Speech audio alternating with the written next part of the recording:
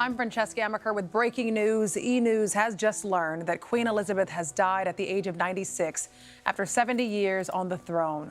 Concern over her health started this morning when the palace released a statement saying, following further evaluation, the Queen's doctors are concerned for Her Majesty's health and have recommended she remain under medical supervision. Now, we have learned that the Queen's immediate family rushed to be by her side. All 4 of her children were with her when she passed, and so was Prince William. Prince Charles is now the King of England. The family said the Queen died peacefully at Balmoral this afternoon. The King and the Queen consort will remain at Balmoral this evening and will return to London tomorrow. Now, on Tuesday, the Queen was photographed greeting the new Prime Minister at Balmoral. This was a first for the Queen, who traditionally does this at Buckingham Palace. Now, Queen Elizabeth leaves behind 4 children, 8 grandchildren, and 12 great-grandchildren. In fact, her husband, Prince Philip, passed away last year at the age of 99. They were married 73 years. Now, I want to bring in Lonnie Love, who has been a Queen enthusiast for so long, as you've represented for her on Daily Pop. And Lonnie, this is quite a day in history. Oh, we hate that this day has come. But the thing is that we have to realize that this was a woman who has served over 70 decades. 70. I mean, that 70 years, that is just awesome.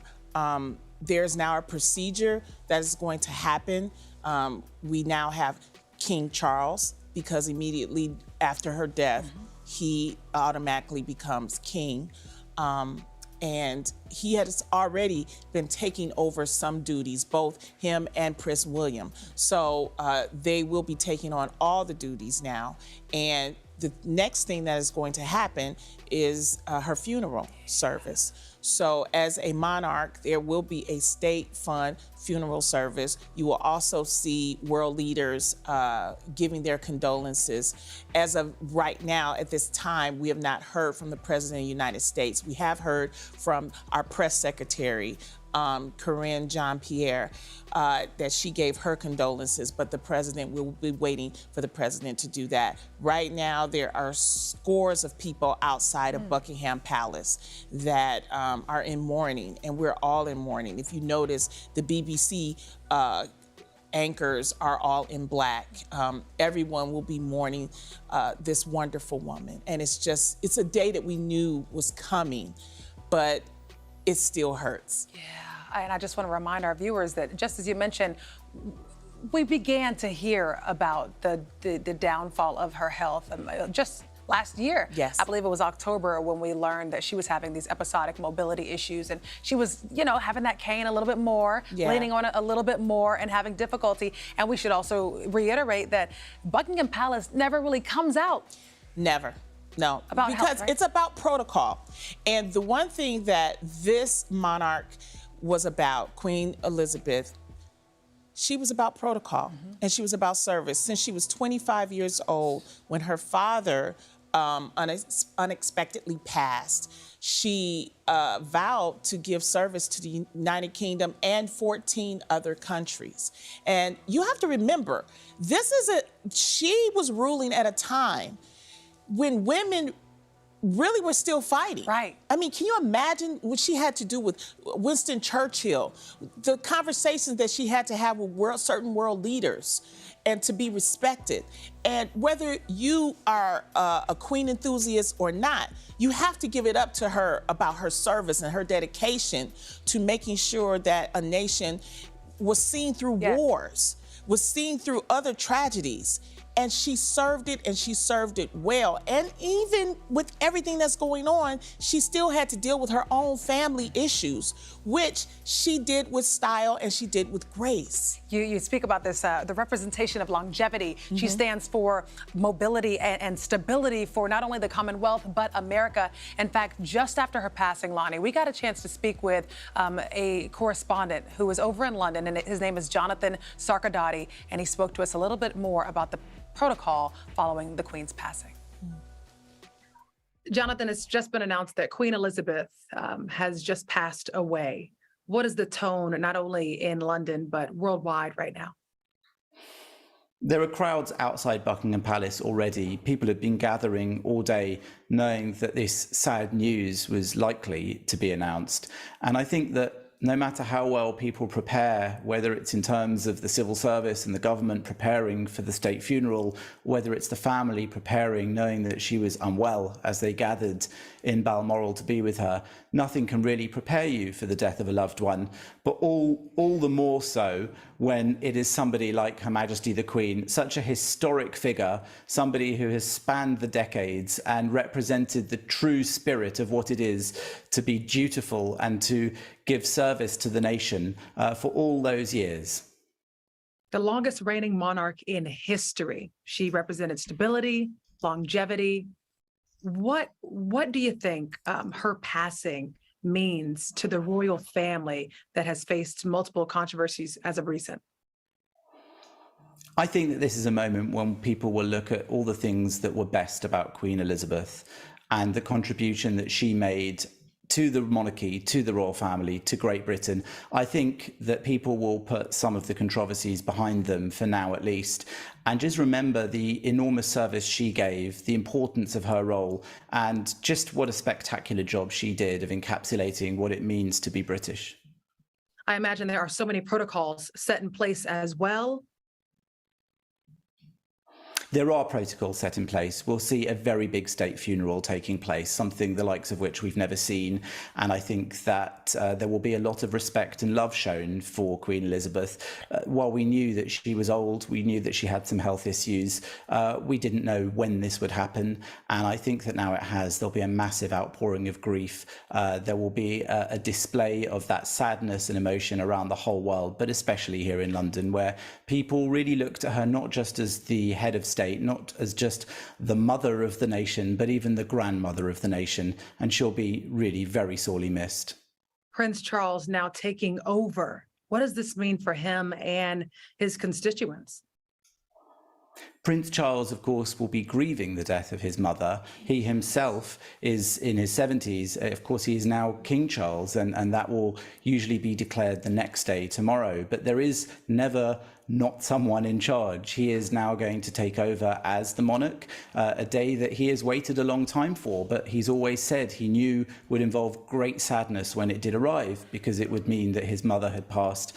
I think that we will be looking carefully to see how he's learnt from her, and the example that she set will be one he'll hope to continue, I think, during his reign. And Lonnie, Jonathan goes on to say that in the coming days, he's going to be taking to his people and kind of doing this tour, if you will, to not only reassure, but to let them know that he's there with them. He supports them just as his mother vowed to do for so many years. Well, that's the right thing for him to do. He has to, like you say, do a grieving tour. Because, look, the nation is going to be grieving. But not only the nation, but also the other countries, the other 14 countries that she serves, and so many people around the world that have looked up to her. So the new prime minister right now is speaking, and let's listen in. Our country has grown and flourished under her reign. Britain is the great country it is today because of her. She ascended the throne just after the Second World War. She championed the development of the Commonwealth from a small group of 7 countries to a family of 56 nations, spanning every continent of the world. We are now a modern, thriving, dynamic nation. Through thick and thin, Queen Elizabeth II provided us with the stability and the strength that we needed. She was the very spirit of Great Britain, and that spirit will endure. She has been our longest ever reigning monarch. It's an extraordinary achievement to have presided with such dignity and grace for 70 years. Her life of service stretched beyond most of our living memories. In return, she was loved and admired by the people in the United Kingdom and all around the world. She has been a personal inspiration to me and to many Britons. Her devotion to duty is an example to us all. Earlier this week, at 96, she remained determined to carry out her duties as she appointed me as her 15th Prime Minister. Throughout her life, she's visited more than 100 countries, and she has touched the lives of millions around the world. In the difficult days ahead, we will come together with our friends across the United Kingdom, the Commonwealth, and the world to celebrate her extraordinary lifetime of service. It is a day of great loss, but Queen Elizabeth II leaves a great legacy. Today, the crown passes, as it has done for more than 1,000 years, to our new monarch, our new head of state, His Majesty, King Charles III. With the King's family, we mourn the loss of his mother, and as we mourn, we must come together as a people to support him, to help him bear the awesome responsibility that he now carries for us all. We offer him our loyalty and devotion, just as his mother devoted so much to so many for so long. And with the passing of the second Elizabethan age, we usher in a new era in the magnificent history of our great country, exactly as Her Majesty would have wished, by saying the words, "God save the King."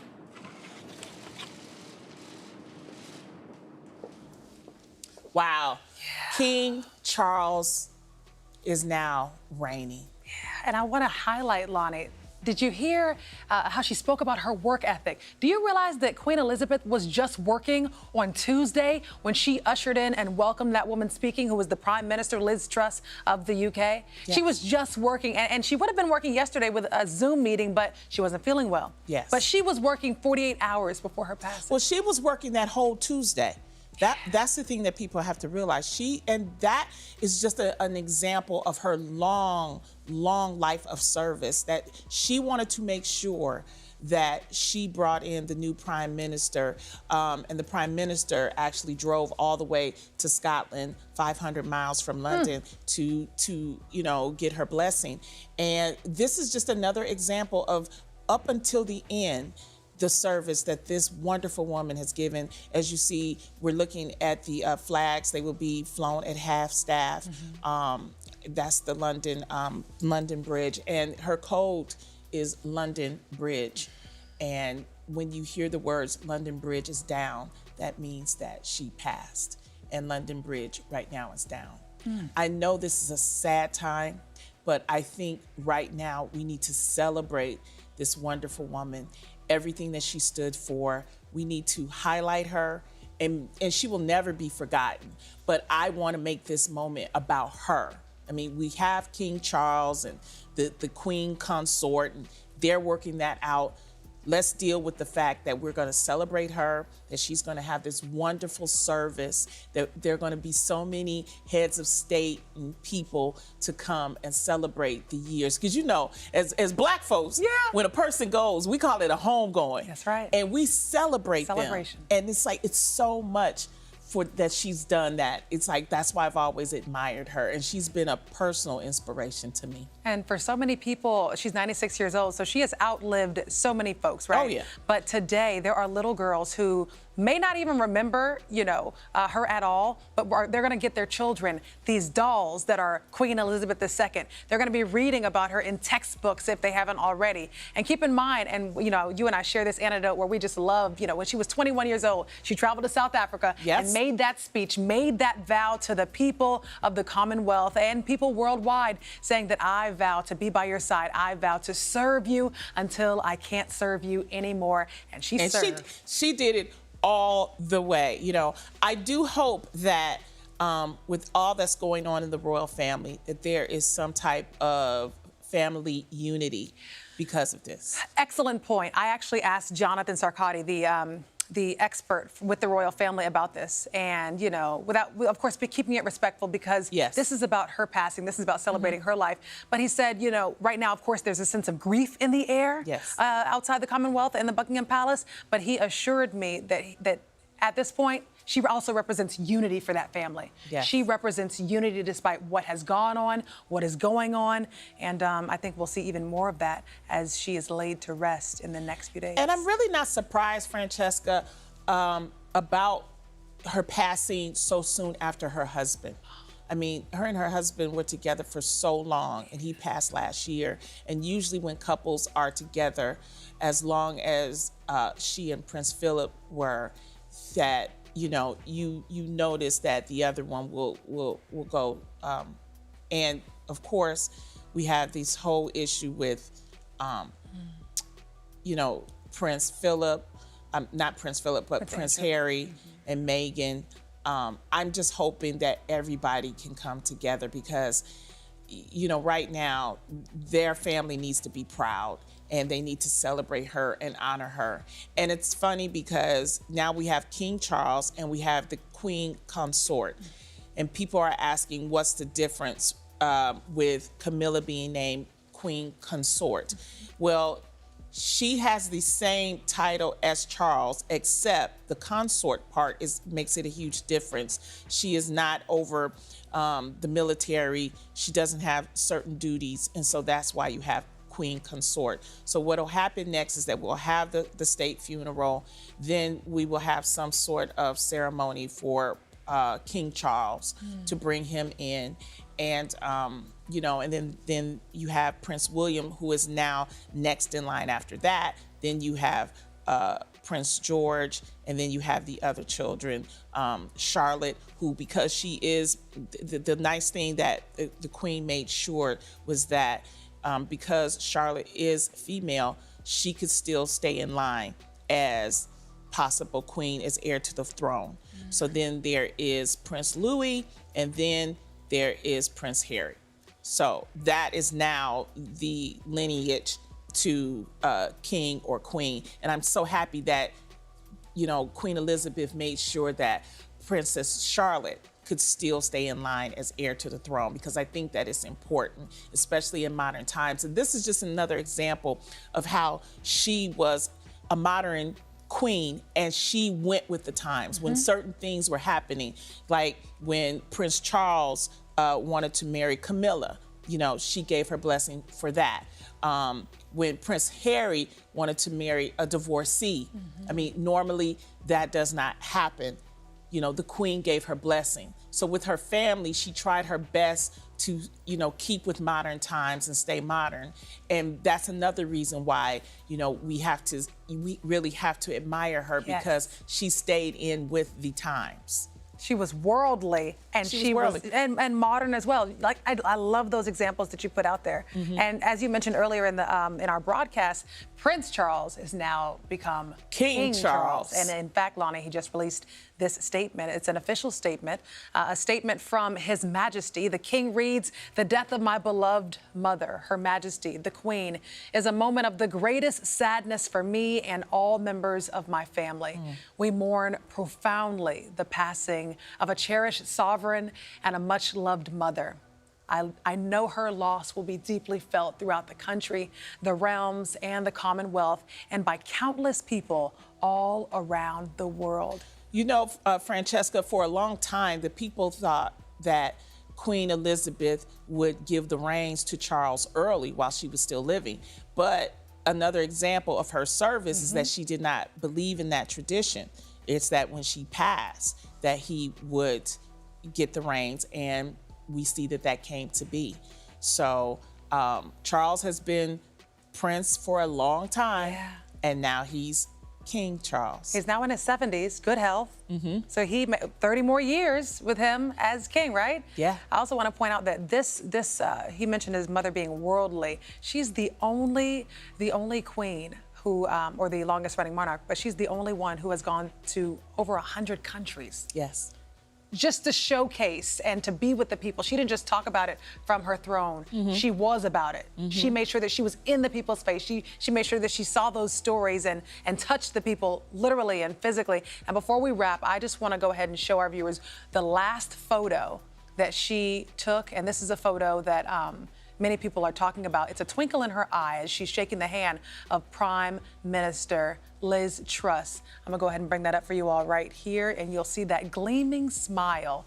Though she's frail, 96 years old, but this photo was taken just 48 hours before her passing. And look at her, she is still working. Still working and still beloved, and will always be beloved. We want to give our condolences again to the people of the UK and all of her subjects. And thank you so much for letting me sit here with you. And it's going to be some time. Lonnie, I know that she meant a lot to you. And I know that today is not easy for you and so many around the world. But I think the biggest thing to remember here is that the best way that you can nod and give that nod to Queen Elizabeth is to enact who she is, embody who she is. Before we wrap, Jonathan Sarkady said one of her phrases was, "You don't explain and you don't complain." Didn't know that until today. Yeah. Don't explain and don't complain. And she never complained. So with that being said, we are praying for all of those affected. Today's a very heavy day for us at E! News. Lonnie, thank you for sharing your insight and your passion on Queen Elizabeth II. And remember, for all the latest developments, just head to E! Online. Thank you for joining us.